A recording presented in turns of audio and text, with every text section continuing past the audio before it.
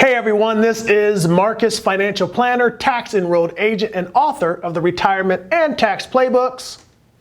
And I wanted to give you the latest updates on the next stimulus package now that Congress has gone on vacation. 1, 2, 3, Cancun! Now, before we begin, make sure that you click the subscribe button below and the notification bell so you'll be notified every time we upload a new video. All right, so a bipartisan deal for a new coronavirus stimulus package. It seems to be completely out of reach, with Democrats blaming Republicans, Republicans blaming Democrats, and President Donald Trump always tweeting about it. So at a news conference this week, House Speaker Nancy Pelosi, she brought out a chart to show just how far apart the groups are. She said that it's no wonder we have a vast difference because this administration, Republicans in Congress, have never understood the gravity of this situation. In the meantime, Senate Majority Leader Mitch McConnell condemned Democrats for sticking with a completely unrealistic far-left proposal and holding the negotiations hostage over non-COVID related ideological items. The halted talks left the country largely in a state of limbo. After his remarks, McConnell, he adjourned the Senate until after Labor Day. But he said if a deal is reached, he would call senators back to Washington to vote on it, although the likelihood of a deal being reached is slim. Each party is hosting national conventions over the next 2 weeks, and both congressional bodies are now on vacation. 1, 2, 3, Cancun. At the White House, Trump suggested that a deal isn't going to happen and pointed the finger at Democrats for demanding $3.5 billion for mail-in voting, which he argued would perpetuate voter fraud.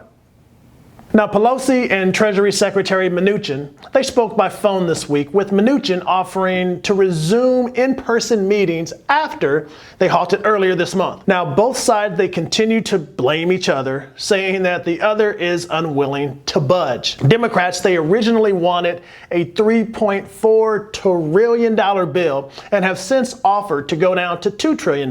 Now, Republicans, they offered a proposal costing $1 trillion and have not wanted to go far above that amount. Now, according to Mnuchin, Pelosi made clear that she was unwilling to meet to continue negotiations unless we agreed to her proposal costing at least $2 trillion. Now, Democrats, they argue that it's the administration that is not willing to negotiate and have repeatedly said Republicans, they do not understand the gravity of the virus and the needs across this beautiful country. So Larry Kudlow, who is one of Trump's top economic advisors, he said the administration would like to see additional funding to reopen schools and extend the Paycheck Protection Program, also known as PPP, which provides loans to small businesses. All right, so Representative Jared Golden of Maine, he criticized both McConnell and Pelosi for a failure of leadership and for playing theatrics and political games amid a national crisis. Government playing political games and theatrics? All right, so Representative Max Rose of New York,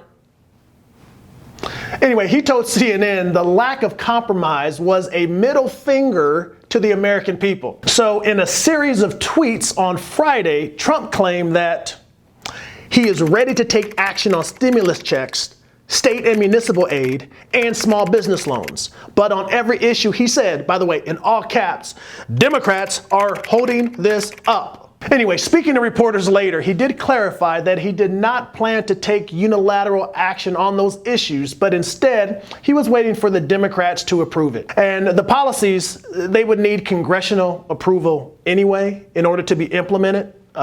Anyone remember the Constitution? Trump's call to action, including sending all Americans another round of stimulus checks, they have appeared in some form in the aid packages that lawmakers on both sides have already proposed. They just can't agree on the price tag. In an ideal world, our government leaders, they would learn to work together to come up with the assistance that many people and businesses need during this strange time that we're living in now. But the reality is, and unfortunately, everything has become political, and we have to wait and see if they can reach a much needed agreement. So that's all I have today. Let me know your thoughts in the comments below. Thank you for watching. Oh, make sure that you hit the like and subscribe buttons for more videos. Until next time.